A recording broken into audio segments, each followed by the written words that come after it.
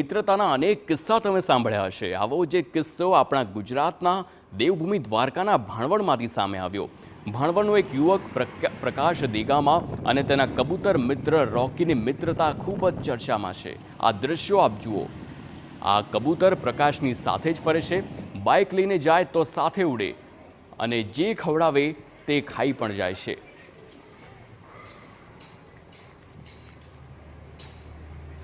અને આ રોકી મારો દોસ્ત છે।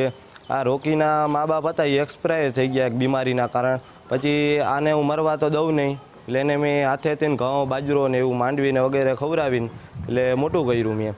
પછી મોટું કર્યું ને મોટું થઈ ગયું પછી મારા ભેગું જ હવે રહે છે। બાઇક હારે કે જ્યાં જાઉં છું હું બાઇક લઈને જાઉં તો એ સાથે સાથે મારી હારે ઉડે છે। પ્રકાશ કહે છે કે કબૂતરને તેણે મોટું કર્યું છે, એટલે જ હવે કબૂતર પણ તેને છોડીને જાતું નથી। ખરેખર અબોલ જીવોનો પ્રેમ પણ અદ્ભુત હોય છે, જેનું આ વધુ એક ઉદાહરણ સામે આવ્યું છે।